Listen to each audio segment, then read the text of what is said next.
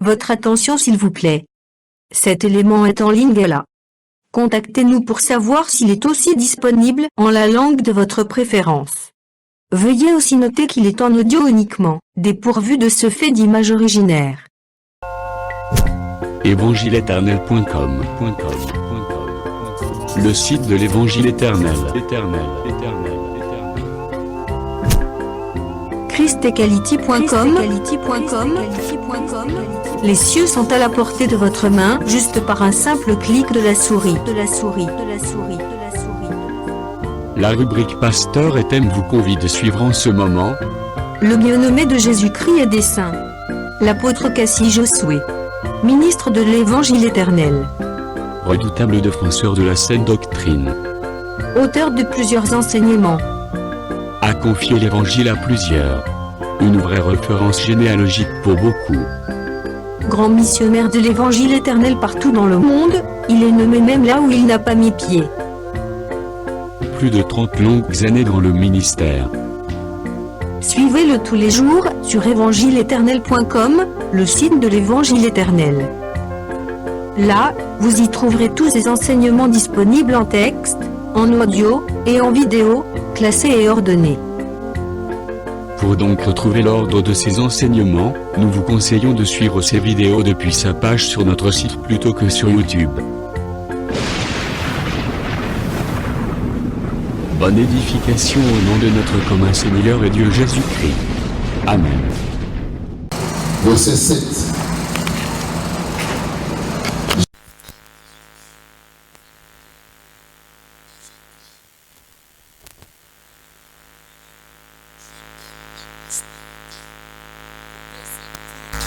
Et je crée l'adversité.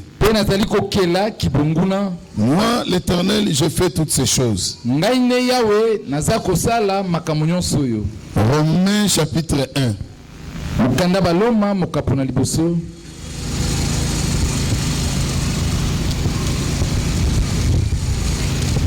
Verset 8 qui nous en 9. Je rends d'abord grâce à mon Dieu par Jésus-Christ, au sujet de vous tous, de ce que votre foi est renommée dans le monde entier.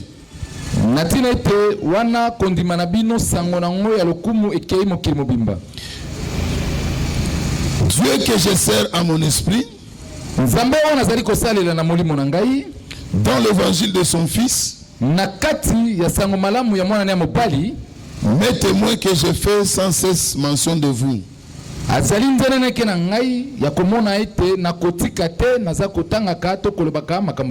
Éphésiens chapitre 1.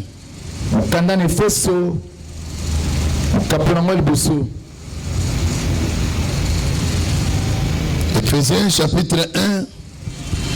Toujours Tanga. Le verset 3. Tukukitanango même qui n'en a 6. Béni soit Dieu le Père de notre Seigneur Jésus-Christ, qui nous a bénis de toutes sortes de bénédictions spirituelles dans le lieu céleste en Christ.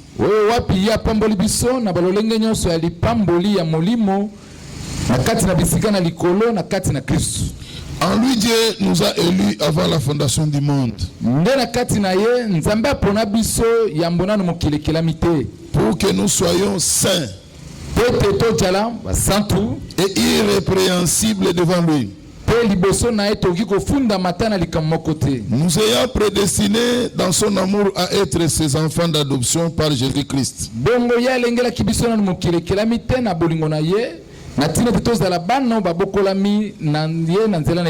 selon le bon plaisir de sa volonté,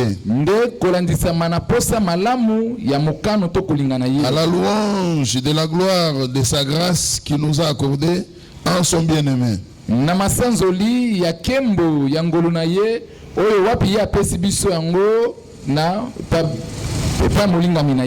En lui, nous avons la rédemption par son sang, la rémission des péchés, bolimbise ba masumu selon la richesse de sa grâce. kolandisama na bozwi ya ngolu na ye. Kolo apambola moko na moko. Tokoki kovanda. Topesi bino nyonso mbote na kombo na Yesu. Pe tondimi ke kotika ndako koya na pokwa oyo tosangana ndenge tosangani boye eza nde ngolu na Nzambe. Alors tika ete Nzambe aza motei malamu oyo tango ye ayebi ateyaka atikaka trace na mitema ya bato. Tango ye ateyaka asalaka ete mitema liloba na ekomaka moto epelaka na mitema. Liloba na esala ete moto wana efungolaka mitema ndenge efungolaki motema ya mwasi oyo marchande de proupe kombo ezalaki Lidi. Kokana kosalela yo pe na oyo pokwa pour que na kobima na yo awa o comprendre que bolingo ya Nzambe po na yo eza munene. Kolo apambola moko na moko. Nga moko banda butu ya lelo nazo bondela mingi pa na Nzambe contenu ya mokumba charge Nzambe atiaki nga na motema po te tokoka kosolola na bino maloba oyo quand bien même to kangisi yango na liboke ya lilendisi tozwi yango na phase penda ya enseignement te mais tolobaki ke lilendisi ezalaka kolokota na kati ya enseignement kolokota na kati ya prédication okangisi yango babenga yango pe liloba po ete libota na Nzambe balendisama libota na Nzambe bakoka réellement na kozala na confiance na bango mingi pai na Nzambe. Alors nde likambo tobandaki koloba uta mokolo ya mardi touti kotanga yango na Esaïe chapitre 45. Nzambe azoloba ete je donne la prospérité. Et après avoir coupé sa prospérité, kaka même Nzambe wana azako créer lisusu eloko babengaka adversité. Bonguna kotelemelama. C'est que makambo wana nyonso soko kiti na verset balobi moi l'Éternel j'ai fait toutes ces choses là. Mais charge Nzambe atiaki biso na motema ezalaki mpona atina na kolendisa yo. Faut comprendre mon frère ma soeur que mutu na kotungisama na ye akoki ko ajouter atako 55 cm ya bakude na durée ya vie na été. Mutu par ses inquiétudes mutu na nzela ya ba questionnement na ye komituna kaba mituna ebele mutu na nzela ya ba raisonnement na ye mutu na nzela ya ba réflexion na ye lelenge ya kokanisa ya komonela makambo. Mon frère ma soeur akotikala ko changer te eloko babengaka programme ya Nzambe mpona tina na ye aza te. Mais eloko nini ezosalema Nzambe oyo biso tozondimela aza Nzambe oyo nazozonga na écriture moko ezoloba ke Nzambe wana asalaka likambo nyonso ya malamu na tango na ye. Est-ce que ozolanda biso malamu? Nzambe asalaka likambo nyonso ya malamu na tango na ye. C'est que Nzambe azalaka na calendrier na ye. Nzambe azalaka na babengaka ligne de temps na ye. Nzambe azalaka na babengaka programme na ye. Sikoyo mutu oyo azalaka na kati ya bapasi, na kati ya baturma, na kati ya minyoko, na kati ya kotungisama, na kati ya bitumba, na kati ya komona ete makambo nyonso epai na ye ezaka molili. Mutu wana aza na posa ya pole, me pole ezoya te. Sikoyo tango mutu wana azolela Voilà dans Psaume 105. Dans leur détresse, dans leurs angoisses, nakati na minyoko ekomela kibango, nakati ya bapasi oyo esimba kibango, bato bakokaki ko supporter yango te, bato bakomaki mena komitungisa, après komitungisa bato bakomi kolela, ils crièrent à l'Éternel. Nalingi na rassurer yo que Nzambe ayokaka kolela nyonso. Nzambe ayokaka yango. Mais soki ayoki kolela azana lolenge na ye oyo aprocédaka. Lolenge na ye oyo ye asalaka ete po ete akota atelema po ete akoka koya epai na yo pona tina na koya kosunga yo. Balobi, dans leur détresse, ils crièrent à l'Éternel. Yoka Bible ndenge zoloba tolimisa totanga omuke. Psaume 107.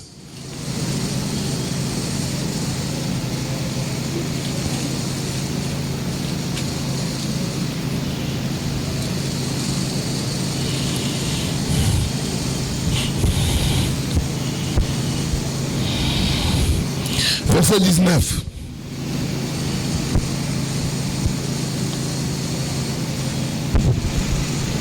Dans leur détresse, ils crièrent à l'Éternel et il le délivra de leur angoisse. Il envoya sa parole et les guérit. Et il les fit échapper de la fosse.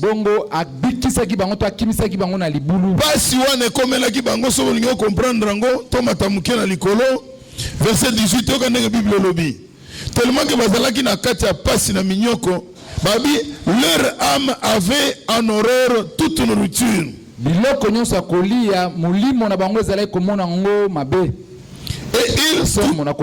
ils touchaient aux portes de la mort. Pona bango esili. Bamiyoka kike pona bango basuki. Donc bamona ki lisusu ke muto akoki kosunga bango azate. Peut-être que vous allez payer na poko alelo. Parce que Nzamba lo bakapamba te. Bible lobi ke molimo na bango ezaki susu na posa ya bilei te. Nyonso bazaki ko présenter bango lokola bilei po alia. Toloba na elobeli ya pete, appétit ezalaki lisusu te.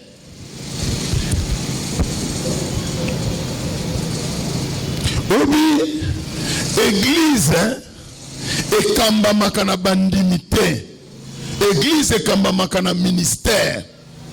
Et puis Paul azoloba sokinga na mosali ya Nzambe botala mutuna bino ete na kotikala kata mokolo moko ko sepelisa bino te.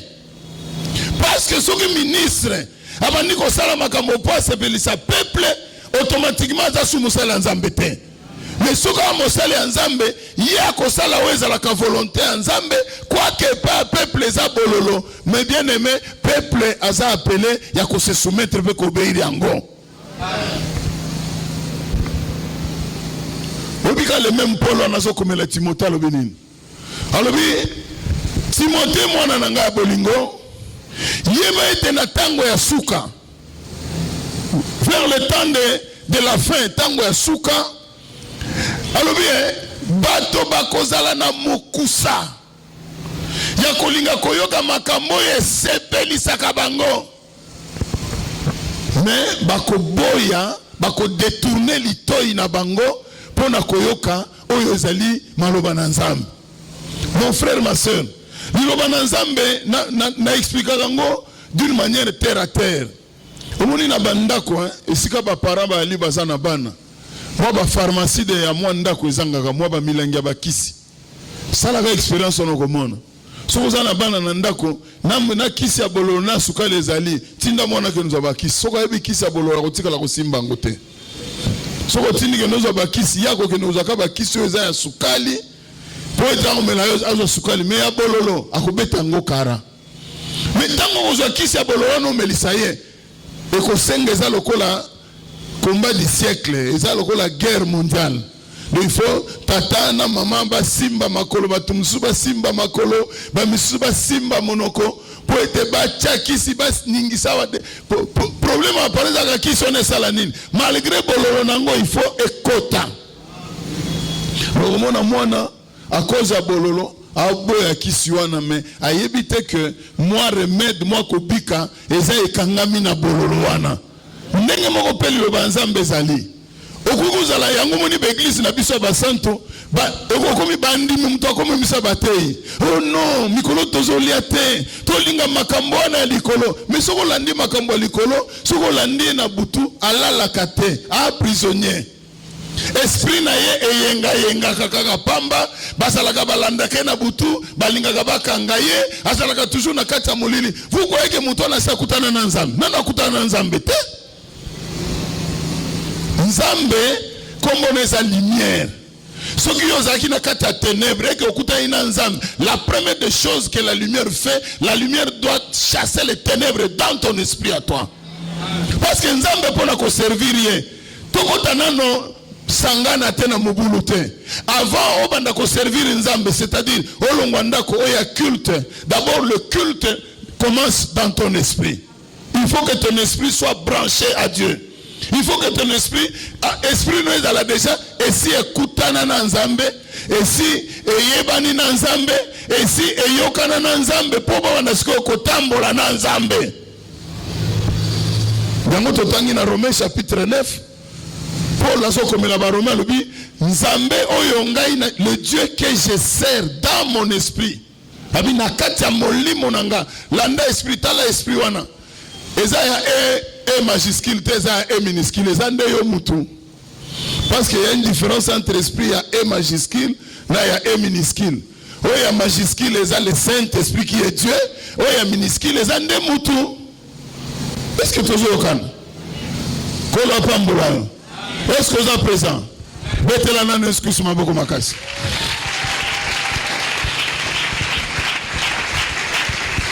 Alors, Makambo, je disais que Nazako Sambe la Boutou, mais je disais, Nabi Sanzambe, Nabi Nzambe, Sala qualité ya Oyo Batubayo Kango. Parce que ceux qui, au comprendre, parce que tu as Ndambu Mouké, tu as Sambe là, et après peut-être ceux qui Nzamba Kolinga dimanche, tu as moins virgule. Parce que tu as exhorté dans le Libota. Parce que l'exhortation pèse à la cabine, après avoir Koleka, l'enseignement, na lila kisi ko kende ko pumba likolo esenga kana no libota pe moko nanu bavantsa bango na matiti nanu po balia nanu malamu kolo apambola yo to bandaki kolo baboyi nzambe oyo apesaka prospérité na lingi lelo olandanga très bien nzambe oyo apesaka prospérité na lingala. Il y a des fois toujours limbolango penda malam parce que la prospérité d'abord pour nous expliquer ango ezalaka état d'âme. Ezal lolenge ozanango nanu na kati ya esprit na yo.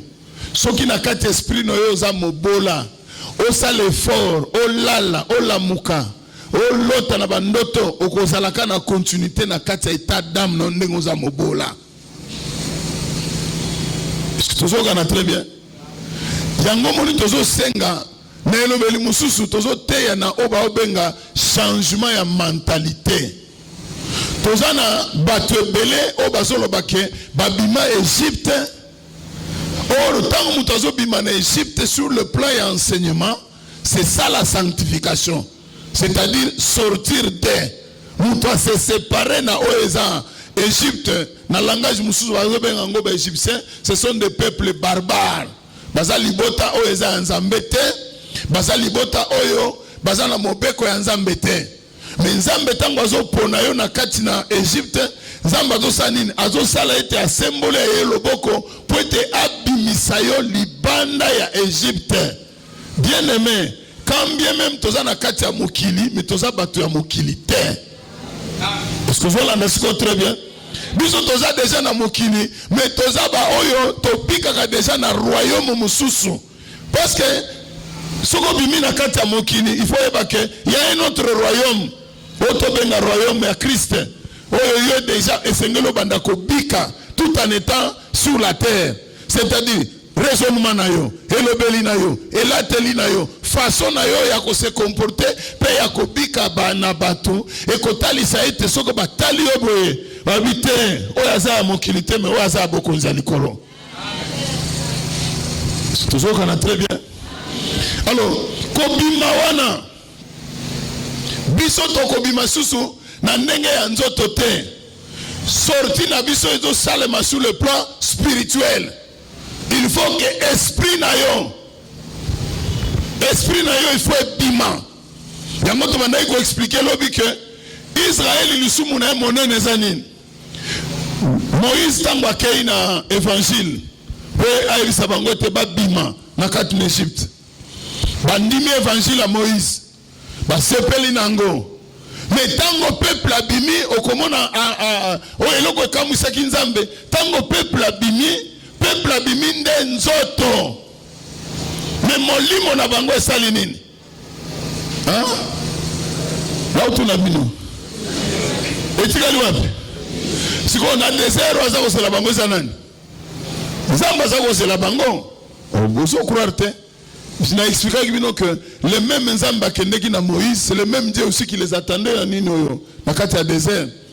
Parce que le langage à Golobanine, je vous ai porté sur les épaules et sur les ailes de l'aigle pour vous ramener où? Pour vous ramener vers moi. Quand Dieu a zo mema na mapapu na ye ampongo, ako kende ko tiko e pa prophète Branham te. Ako kende ko tiko e pa prophète Kimbangu te. Nzambe soki atindi musakoli na ye amema yo akomema yo ezaka ye moko Nzambe wana amemi yo il faut aya na yo kaka epai na ye moko parce que Nzambe aza na problème nde na yo. Nzambe alingi ndete asala alliance na yo. Bato mibale bakotambola te complété soko bayokani te siko yo ozoloba ke osala marche na Nzambe. Mais otambola na Nzambe ndenge nini?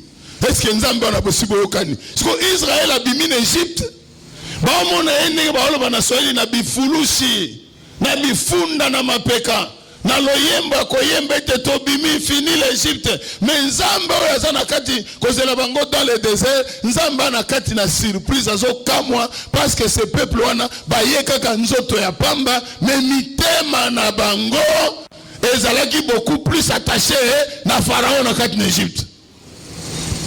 Si vous avez même la Bible en Zoloba, est-ce que vous pouvez servir 2 mètres? Hein? Awosani. Toi solorat. Awosani. Il faut apprendre moko, atika moko, mais les autres on a bateau ba na bango te.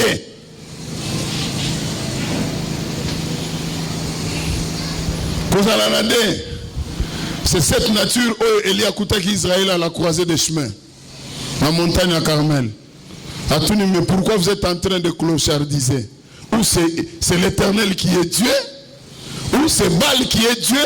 Mais vous allez la likolomoko n'est pas éternel, la likolomoko n'est pas Baal. Non, et ça le matin. La difficulté n'a pas été belée. C'est parce que notre début avec Dieu est d'abord clarté.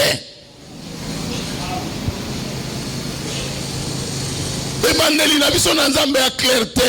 Okomona sera zo sambela, ao sambela e komi lokola sambela eza hypocrisie. Ko sambela eza manifestation ya conviction ya motema na yo. Tango zo manifester ngo occupé muto apembeni te, mais yo comprendre que tu as affaire avec Dieu. Nzambe ne muto kofuta yo, Nzambe ne muto kobundela yo, Nzambe ne kozana ngambo na yo. À chaque problème na kobelela ndi Nzambe wana. Nakomona kosambela mingi ezalo kwa ba hypocrisie. Muto sambela me na kati ya motema azana ba biloko ne muso asalaka. Na kati ya motema azana biloko ne mususu alingaka. Azo sambela na kati ya motema azana makamoko boye Ils ont tout le bateau expliqué mon qu'il y a au bango et vous à la peine nzoto. Hein, le désir de la chair. Parce qu'il y a le désir de la chair, le désir des yeux, l'orgueil de la vie. Convoitise de la chair, convoitise des yeux, l'orgueil de la vie. C'est trois choses. Et où t'as pas un zambete. Et où t'as pas à Satan. Et Satan a né colonna yango, avant na kati nango, alingaka toujours comme ma peuple vers yango. Yango moni Jésus na kati ya prière, assemblée Satan aye. Aye kana biloko boni, misato. Soko za mwana nzambe solo. Ordonné na mabango. Eko mama pa batubalia. Remi réponse.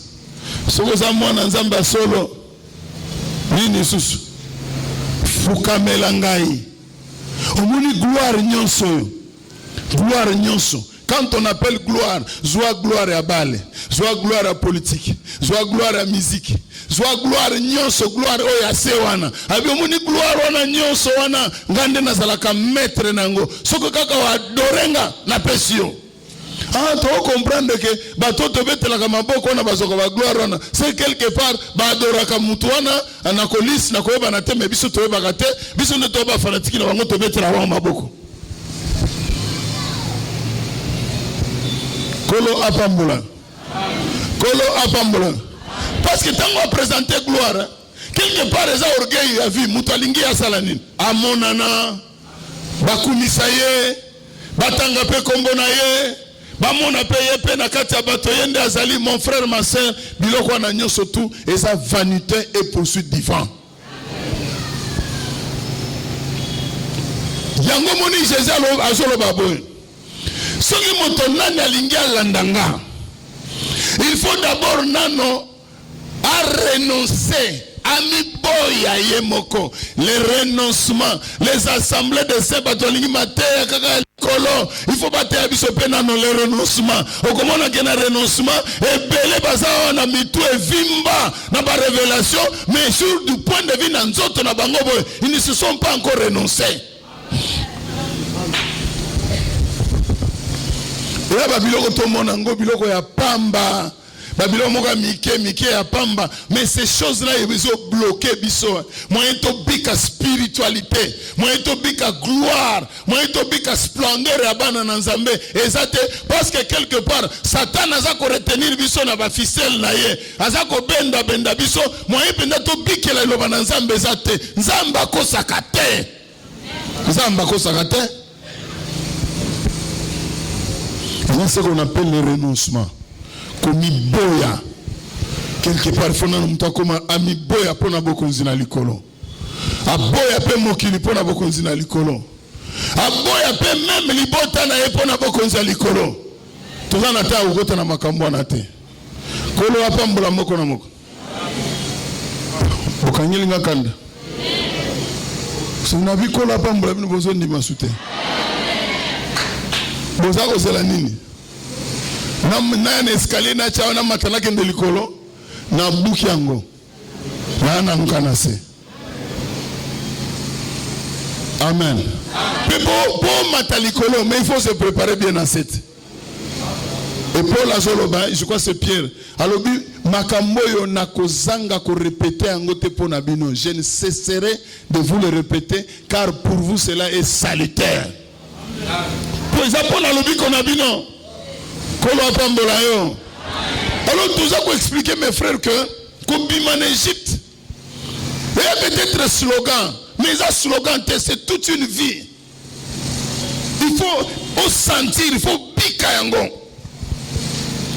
parce que ce qu'on bimina no Égypte te boli misanga manière musuna ozulinga na expliquer yango lingala des fois za kapasi lingala pesa ezala ba momu susu moi penda ko limbola ngo penda ndenge nazo sentir pona ko lobela ngo na lingala ezo kima ça dit que soki nano o mi boité okozala na eloko babenga na français na physique pesanteur eza nini pesanteur eza mabele bazotalisa eke azalaka na nguya moko, il a une force attractive. C'est-à-dire mabele ya lingaka te a libéré likambo kende likolo te. Soki likambo lingi kende te mate kende likolo, mabele yezaka na makasa kosala nini? Ya abenda yo kaka po otikala kaka na se. Mais yo ndenge oza wana, oza mutu ya se te oza mutu ya likolo. Outa kana, oyaki tour awa, oza voyageur, oza pèlerin, oza penda mineni passager, mais après un temps, mon frère, ma soeur, olinga te, okozonga bisika utaki. Mais si mokolo kolinga kozonga, mabele, soko silani na yete, ana puissance, ana force ya kosala nini, ya kokanga yo. Il t'attire, yango moni influence batozo bika na mokili. Yango mona makasi batozo zo nango, ezaka makasi zo tindika toujours batukaka na kana makamba mokili. Mutu azo sambela, mutu akiloba na nzambe, mutu akoti ba séminaire, mutu akoti me bien aimé ba retraite, moko santika mutu aza na force moko bo na kati na ye. Ezo benda ekaka. Ata sambelite autant de jours à lingi, mais asilisika à losambo boye, tango azo maka libanda boye, ayoki kaka force ezo benda ekaka. Osila ninano na yango bien te. Kolo apambola. Kolo apambola. Est-ce que tu vois très bien? Yango zo mona ke tango balobi ke nzamba zo pesa bi, je donne la prospérité. Tout ça pour expliquer prospérité par rapport à Ephésiens chapitre 1 totangi. Balobi ke bénédiction nzambe eza d'abord spirituelle, bénédiction nzambe bandaka matériel te. C'est le spirituel qui entraîne le matériel. Bénédiction zo banda d'abord kolandisama nazonga pona expliquer bien na kati ya Bible. Okomona nzamba zui Adana Eva tchebango na jardin. Tango tchebango na jardin, abengi Adam lobiete apamboli Adam, alobi soyez féconds, multipliez-vous, remplissez la terre, dominez, assujettissez-la. Wanande prospérité nzambe na kati ya Adam. Olandanga na utuna ozolandanga wanande nzambe apesi Adam nini? La prospérité. Elobeli mususu apete ba promesse ya nzambe koti na kati ya Adam. Adam yambi ba bilaka ya nzambe. Sikoyo aussi longtemps que Adam kotikala na kati ya bilaka wana, Adam kozala communion na nzambe. Mais tango Adam zo tosa te, aboyi ko tosa, eke azo yoka makambo mususu, eke seni na nzambe apesa kiye mbala moko sur le plan spirituel. Adam osanine, Adam zo kufa. Awa la mort c'est la séparation avec Dieu. Azo kabwana na nzambe. Mais aza vivant, hein? Azo tambola, mais sur le plan spirituel asalinine. Asalinine. C'est que Adam oyo avant kufa, tango azalaki na communion na nzambe, Adam azalaki na capacité na kati ya nzoto na ye, soki nzamba ye, Adam azalaki na aptitude ya koyoka ke Dieu maintenant aye aza pembeni na ye. Soki nzamba zoloba, Adam kaka na nzoto na aza koyoka ke nzamba zoloba. Parce que ça le maki, tango ayoki mongongo ya nzambe, mais état oyo déjà ya akomaki nango, et koyi ko permettre à supporter présence en nzambe te. État wana nde salika dasani Adam akima nzambe. Donc eza batu mususu sur le plan spirituel bakana bango na présence en nzambe te. Asi akufa, aza séparé, aza éloigné, mais oyo nyonso etikali, oyo etikali kaka nzoto ya pamba. L'adoration, l'adoration doit d'abord commencer dans l'esprit de l'homme.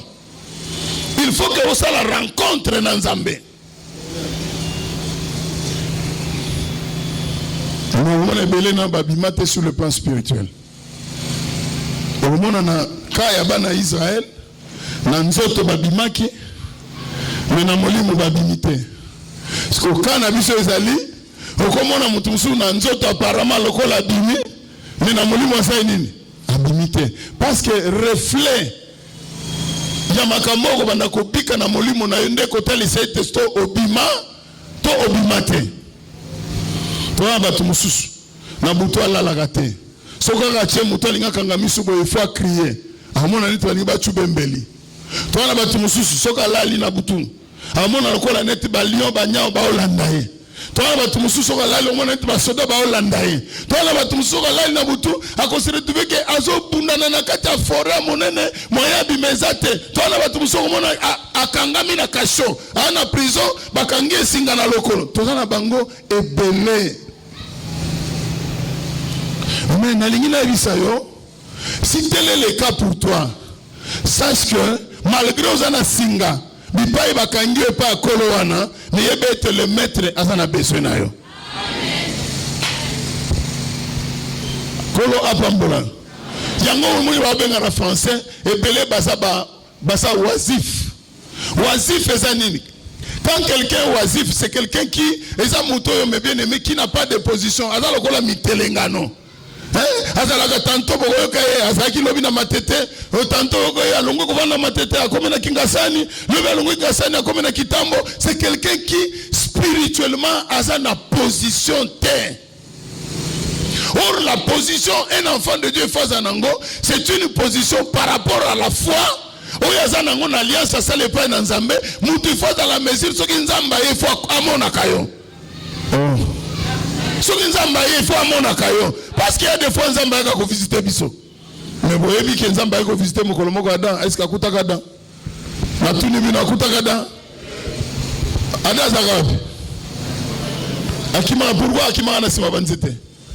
Pozaki na bilamba te nani ateya Nzamba yoka Nzamba otuna Adam. Adam, qui t'a appris que tu es ni? Parce que tout le temps ngala vandi na yo Adam. Na tikala jamais qu'on enseignement sur la nudité te.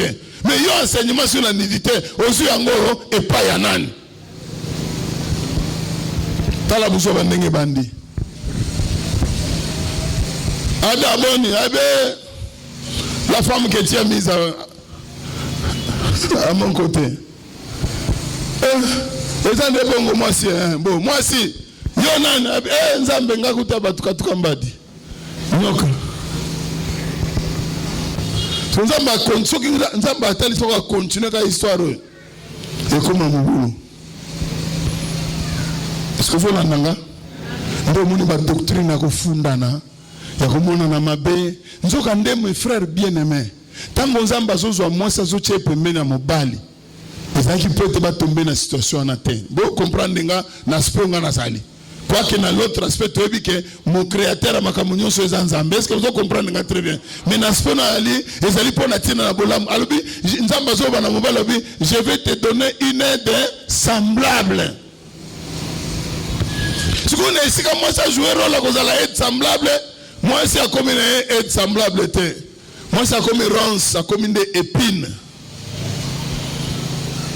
Tout ça, ce sont des problèmes où il faut nano vendre aux sambela, il faut nano zonga na katina yo, malgré ça na libala, malgré ce qu'on a marié, aux amoana, malgré ce qu'on salaka, il faut d'abord aux zongo tala, et esprit na yo, spirituel na yo et andengenin. Yango komona biso ba connaissance ebele mais balobika lala pembeni na ndoki okokoka te ukimi oh te aya ko mvutenga. Au contraire connaissance ozana yango wana soki eza na vie na kati nango moto nyonso kopusa na pembeni na yo oko affecté ye kolo apambola yo sikoyo prospérité tozoloba awa c'est d'abord la parole de Dieu qui doit commencer na kati esprit na yo. Il faut Nzamba ya a libérer esprit na yo, a chasser ténèbres esprit na yo, a chasser nuages, a chasser mes bien-aimés ba brouillard nyonso.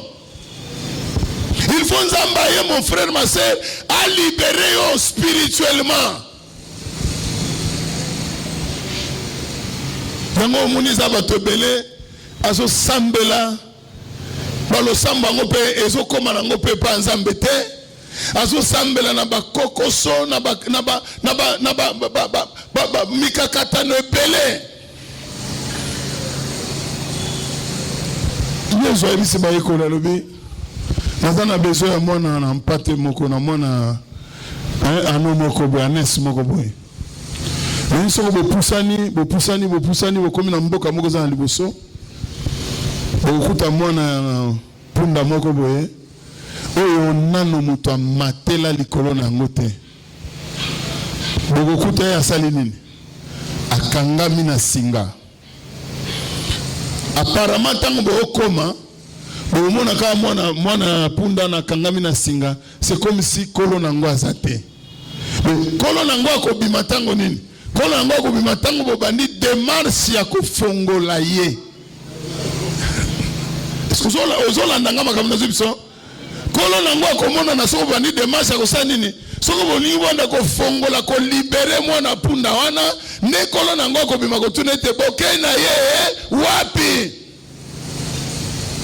parce que ye alingi mwana punda wana akende bisika mosusu te atikala na kaka pembeni na ye akontrolaka ye malgré azotika ye pembeni azamba azolia matiti malgré azomemele peut-être mai malgré azoprendre soin na ye mais aza moto akokende mosika te spirituellement epele dans nos églises baza pe bongo baza bato oyo satana asi akangi esinga alengelaka ye mais baku malamu mpono na poko na yo parce que mokolo na yo aza na bosenga na est-ce que vous avez dit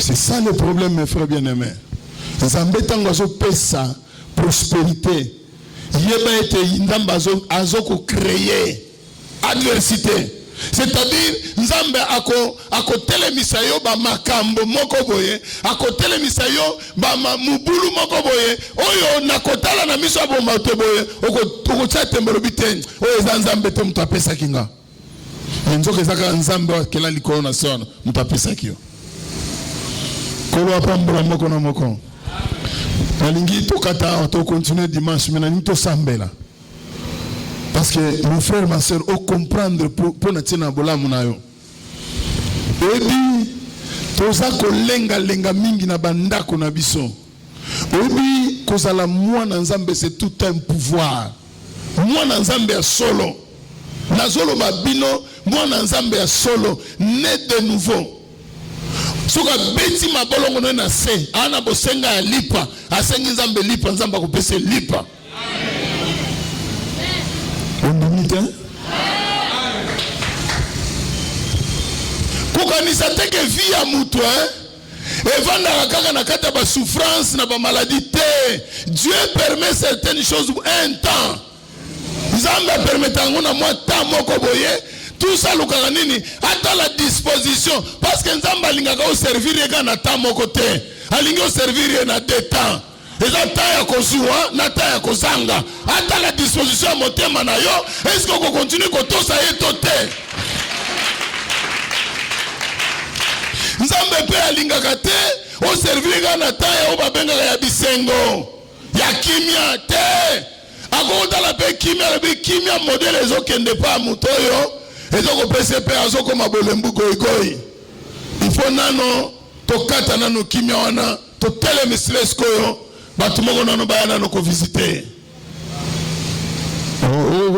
okondima mene te Nzambe epi oya Israel oyo mpe kombo na ye Yesu Kristo asalaka makambo wana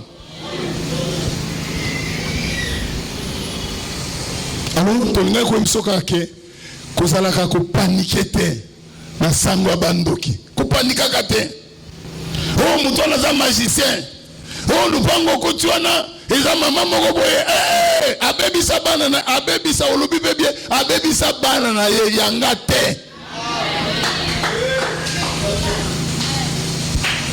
tala parce que yo ndimaka ke Nzambe abatelaka yo na biloko no nyonso Nzambe abatela yo na biloko no nyonso atika moyibe ya koyeba biloko no vraiment au comprendre l'enseignement na été kolo apambula nalobi kolo apambula koma na niveau yo soko balobi kutu il faut lukaka bitumba ofani pe mikolo mingi ozobondela te okuzala ozobondela me ba situation makati za telobi ya Seigneur bongo boni boyeko telemisila ngana no bajoa na baya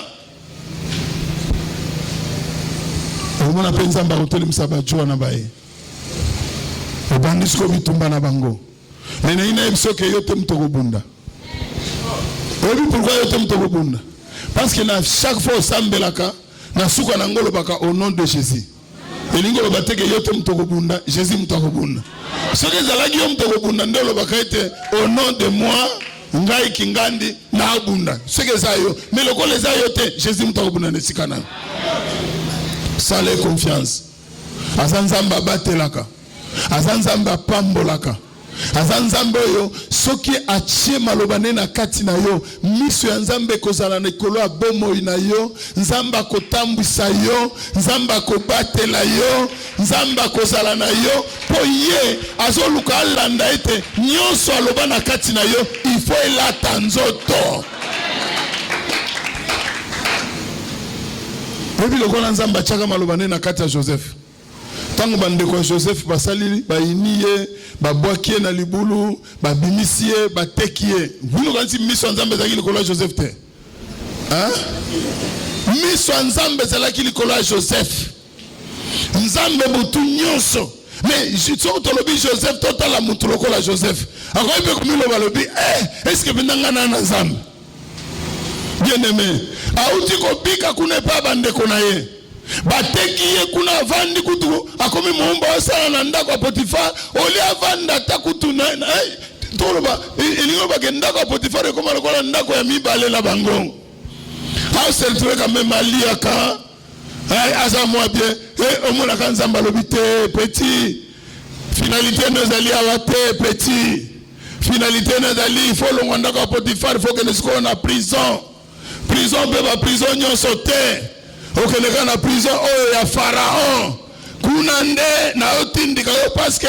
okobendela nga Pharaon penda pembeni penda bien ça c'est Dieu hein?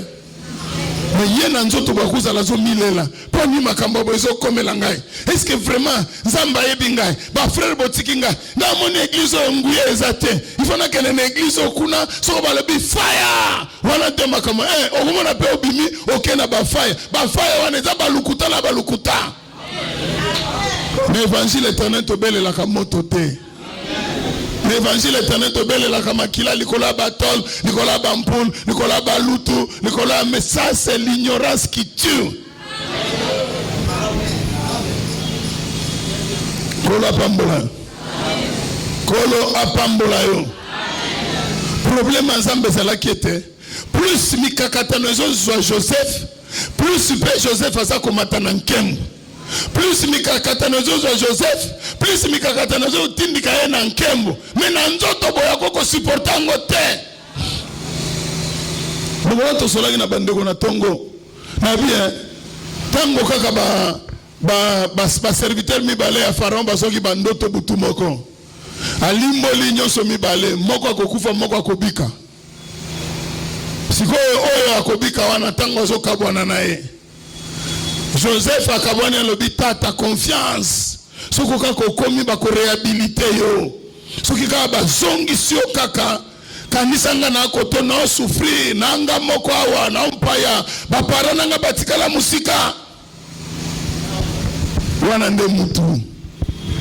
Soko tangi Bible Bible zolo baki lere ka mutu wana kaka bakabwana Joseph alongoli ka makolone na kati na prison ba nzamba kitisi etutu ya mbosana abosani Joseph babiki ne satan babi nzambe siko mutu wana okende kobosa na Joseph siko nzamba au contrôler mutu wana akoki se rappeler na Joseph te aussi longtemps que Pharaon na zuba songe te. Est-ce que vous comprenez? Il faut que Pharaon tango kozwa basonge siko tolo banano to sukisa awa siko soki mutu ala kambala moko lero ba réhabiliter abimisa Joseph et que siko na sima Pharaon atikali kozwa bandoto nana nga interpréter. Il fait chaque chose pour un but. Il fait chaque chose pour dans son temps. Donc nzamba asaka bisala te asaka bisalela te. Amen.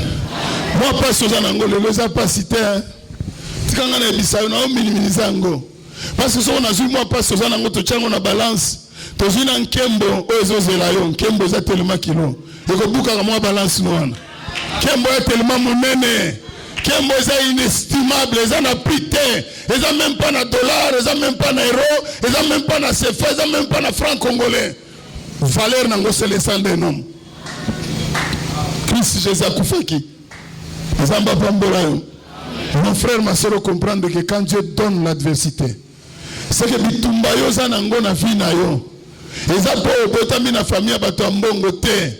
Bitumba na yo eza po ete le fait de croire na sango malamu et que promesse ya Nzambe koti na kati na yo mbala moko pe na ngambo kuna Satan pe pese mutema mabe. Abandi yo bitumba. Vous comprenez sikoro? Alors soki okolala olingi ko sambela te, yo nde mutoko perdre. Telema likolo to sambela. Telema likolo tombola maboko no likolo.